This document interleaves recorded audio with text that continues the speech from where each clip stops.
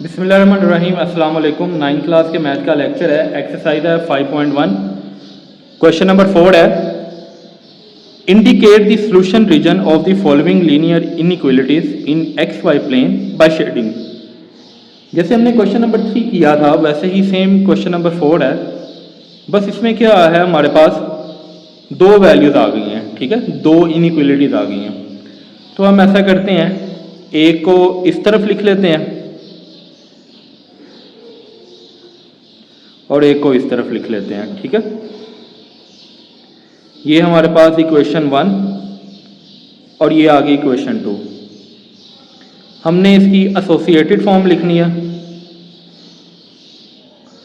Associated equation. तो ये क्या हो जाएगी हमारे पास, 2x minus 3y equal to 6। ठीक है, अब हमने ये करना है, x इंटरसेप्ट करना है और y इंटरसेप्ट करना है। ठीक है, जब हम x इंटरसेप्ट करेंगे तो y इक्वल टू 0 होगा और जब हम y इंटरसेप्ट करेंगे तो x इक्वल टू 0 हो जाएगा। अब देखें ज़रा, y अगर 0 हो जाए तो बाकी क्या बच जाएगा, 2x इक्वल टू 6। 2 इधर आके 6 से डिवाइड होगा, x की वैल्यू 3 आ जाएगी। ओके, तो हमारे पास ये पॉइंट क्या बन रहा है, x की वैल्यू 3 और y 0 था। अब इसी तरह y इंटरसेप्ट में हम x इक्वल टू 0 करते होते हैं, तो जब यहाँ पे x 0 रखेंगे तो हमारे पास -3y इक्वल टू 6 आ जाएगा। ठीक है, अब -3 इधर आकर जब डिवाइड होगा तो y की वैल्यू आ जाएगी -2। तो इसका मतलब है x की वैल्यू 0 है तो y की वैल्यू -2 आ रही है। ये दो पॉइंट्स हैं हमारे पास। तो देखें ज़रा, अब हमने करना क्या होता है, उसके बाद पुट 0 0 इन इक्वेशन 1।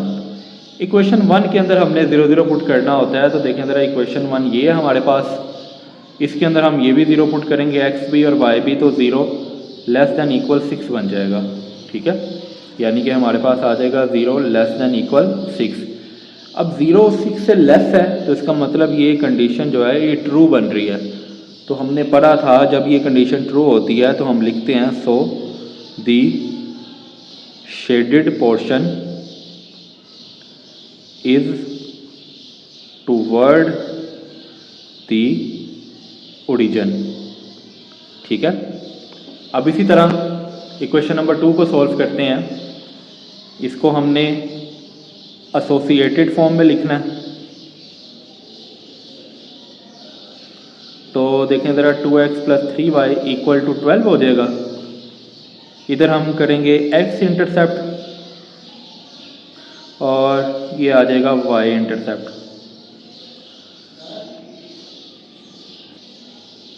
देखें ज़रा, जब x इंटरसेप्ट होता है तो y इक्वल टू 0 होता है और जब y इंटरसेप्ट होता है तो x इक्वल टू 0 होता है। अब जब हम y0 पुट कर देंगे तो इसका मतलब है 2x इज इक्वल टू 12 आ जाएगा और 2 जब इधर आकर 12 से डिवाइड होगा तो x इक्वल टू 6 आ जाएगा। इसका मतलब है x की वैल्यू 6 और y हमने 0 रखा था। इसी तरह जब x इक्वल टू 0 होगा इसमें तो 3y इज इक्वल टू 12 आ जाएगा और 3 जब इधर मल्टीप्लाई हो रहा है, इधर आकर जब डिवाइड होगा तो y इज इक्वल टू 4 आ जाएगा। इसका मतलब है x 0 था और y 4। अब हमने करना क्या है, पुट करना है 0 0 इन इक्वेशन। यहाँ पे जो इक्वेशन है हमने इसको 2 पुट किया होगा। ठीक है, ये इक्वेशन 2 लेट की हुई है हमने। तो इधर हमने 0 0 पुट करेंगे तो हमारे पास 0 लेस दैन इक्वल 12 आ जाएगा। 0 लेस दैन इक्वल 12, तो ये भी ट्रू है हमारे पास। तो जब भी लाइन ट्रू आ जाती है तो हम लिखते हैं, so the shaded portion is toward the origin.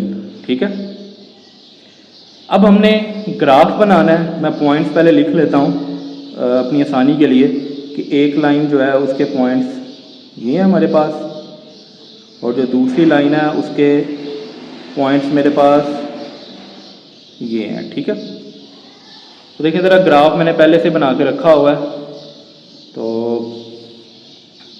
सबसे पहले मेरे पास जो पॉइंट है वो 3 0 है, यानी x की वैल्यू 3 और y 0, तो यहाँ पे आ जाएगा। और दूसरी वैल्यू है मेरे पास x 0 y -2, तो y की वैल्यू -2 यहाँ पे होती है और x 0 चूँकि यहाँ पे आ जाएगा। तो ये मेरे पास पॉइंट था 3 0 और ये मेरे पास है 0 -2, ठीक है। तो इसको मैं स्केल के ज़रिए मिला देता हूँ।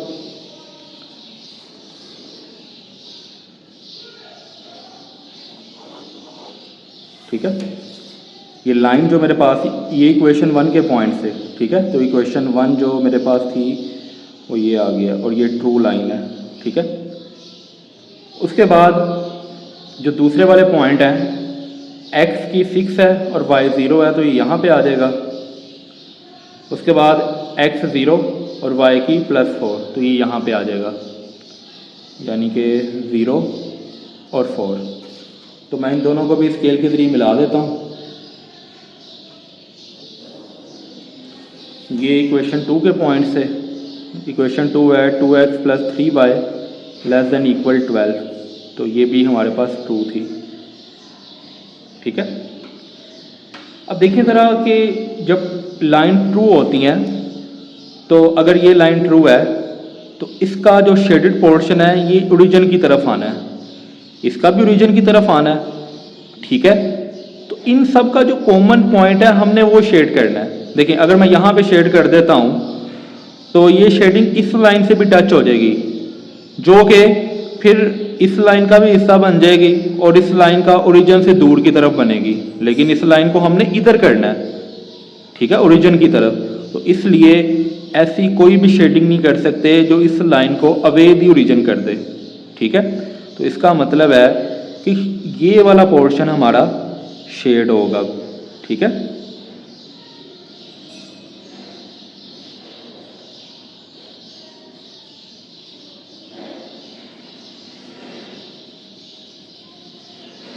ये ठीक है, क्योंकि देखें ये फिर इस लाइन का भी पोर्शन आ गया जो टुवर्ड द ओरिजिन है, ये ओरिजिन है ना, इस तरह इसका भी ये आ गया, ठीक है। ज़रूरी नहीं कि आप इतना करें, आप मज़ीद भी आगे लेके जा सकते हैं, क्योंकि कंडीशन नहीं है कि आपने सिर्फ इतना करना है, ठीक है। तो ये पार्ट 1 का आंसर है। पार्ट नंबर 2 है हमारे पास, सेम पार्ट 1 की तरह 2 वैल्यूज़ हैं हमारे पास।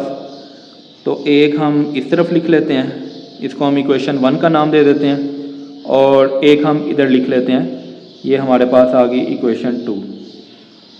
इसकी एसोसिएटेड फॉर्म लिख लेते हैं, एसोसिएटेड इक्वेशन, जो कि बन जाएगी हमारे पास x + y = 5। अब इसमें हमने x इंटरसेप्ट करना होता है और y इंटरसेप्ट करना होता है। जब हम x इंटरसेप्ट करते हैं तो हम y को 0 रखते हैं, और जब हम y इंटरसेप्ट करते हैं तो हम x को 0 रखते हैं। देखिए ज़रा, इसमें जब y को 0 रखेंगे तो x = 5 आ जाएगा, और इसी तरह जब हम x को 0 रखेंगे तो y = 5 आ जाएगा। अब यहाँ पे x की वैल्यू 5 और y 0 था, और यहाँ पे x 0 था तो y आ गया 5, ठीक है। ये 2 पॉइंट्स हमारे पास आ गए इक्वेशन 1 के। तो अब उसके बाद हमने क्या करना होता है, 0 0 पुट करना होता है इक्वेशन के अंदर। इक्वेशन 1 थी, तो इक्वेशन 1 के अंदर हमने 0 0 पुट करना है। तो देखें ज़रा, इक्वेशन 1 में x 0 और y 0 रखेंगे तो 0 > 5 हो जाएगा। तो इसका मतलब है 0 > 5। तो ये कंडीशन हमारे पास फॉल्स आती है, तो इसको हम कर लेंगे। जब फॉल्स कंडीशन आ जाती है, so the shaded portion is away from the origin, ठीक है। ये ओरिजिन से अब दूर चला जाएगा। इसके बाद हम इक्वेशन 2 को सॉल्व कर लेते हैं। देखिए ज़रा, इसको एसोसिएटेड फॉर्म में लेके आते हैं। एसोसिएटेड फॉर्म -y + x = 1 हो जाएगा। इधर हम x इंटरसेप्ट कर लेते हैं, और इधर हम कर लेते हैं y इंटरसेप्ट। जब x इंटरसेप्ट होता है तो y इक्वल टू 0 और जब y इंटरसेप्ट होता है तो x इक्वल टू 0। अब देखिए ज़रा, जब y 0 रख देंगे x इक्वल टू 1 आ जाएगा और जब x 0 रखेंगे तो माइनस वाई इक्वल टू 1 आएगा। तो इसका मतलब है y इज इक्वल टू -1 हो जाएगा। अब ये जो पॉइंट थे x की वैल्यू 1 और y 0 था और इधर y की वैल्यू हमारे पास आई है लेकिन x की वैल्यू हमने 0 रखी थी। ठीक है, तो ये दो पॉइंट्स हैं। अब हमने क्या करना होता है, पुट 0 0। अब इधर वाली इक्वेशन जी वो 2 थी। ठीक है, इसके अंदर जब हम 0 0 पुट करेंगे तो 0 लेस देन इक्वल 1 बनेगा, 0 लेस देन इक्वल 1। और ये जो कंडीशन है ये हमारे पास ट्रू बन रही है। तो जब ट्रू होता है तो हम लिखते हैं so the shaded portion is toward the origin. ठीक है, अब हमने इनके ग्राफ बनाने हैं। ये लाइन 1 के जो पॉइंट्स है वो हैं 5 0 और 0 5। ठीक है, और लाइन 2 के 1 0 और 0 -1। ये जस्ट मैंने एक आसानी के लिए लिख लें, आपने नहीं लिखना ठीक है इनको। और देखें ये ग्राफ मैंने बनाया हुआ है। देखिए इधर आप पहली वैल्यू अगर हम देखें x की 5 है और y 0 है तो ये यहाँ पे आ जाएगा। दूसरी x की 0 है और y की 5 है +5 तो ये यहाँ पे आ जाएगा। अब हमने लाइन के जरिए इन पॉइंट्स को मिला देना है।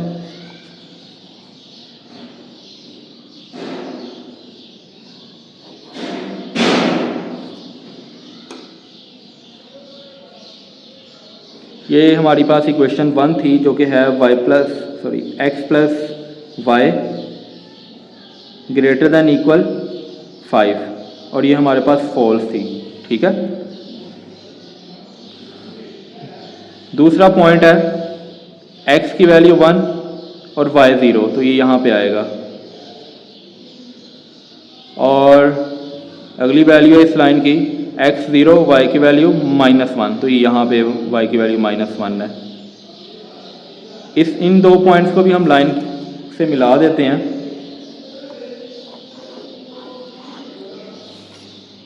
अब ये जो हमारे पास लाइन थी ये ट्रू है और ये थी हमारे पास -y + x less than equal 1। अब देखिए ये जो लाइन ट्रू है इसका शेडेड पोर्शन इस तरफ जाना है और फॉल्स का इधर को जाना है। अगर मैं इस लाइन को इधर तो शेड करना ही है, अगर मैं इधर भी शेड कर दूंगा जो इससे भी टच होगा फिर ये इसका भी हिस्सा बन जाएगा वो शेडेड पोर्शन। लेकिन इसका शेडेड सिर्फ ओरिजिन से दूर आना चाहिए, ओरिजिन की तरफ नहीं जाना चाहिए। तो इसका मतलब है कि ये वाला पोर्शन हमने शेड नहीं करना। ठीक है, अगर मैं इस पार्ट को शेड करता हूँ तो इधर ये होगा, ये ओरिजिन की तरफ ही जा रही है इसकी ये लाइन। अगर मैं इधर करता हूँ तो ये ओरिजिन से दूर जा रहा है, लेकिन इधर तो ये ओरिजिन की तरफ ही जा रहा है। तो इसका मतलब है ये वाला जो इसका पोर्शन है ये शेड होगा। और जो फॉल्स वाला है तो ये भी अगर मैं इधर शेड कर देता हूँ तो फॉल्स वाला अवे फ्रॉम दी ओरिजिन चला जाएगा। ठीक है, तो यानी कि इसका मतलब ये है कि हमारा ये वाला हिस्सा हमारा शेड होना है। ठीक है, ओके, ये हमारा पार्ट 2 का आंसर है। उम्मीद है आज का लेक्चर आपको समझ आया होगा। अल्लाह हाफिज़।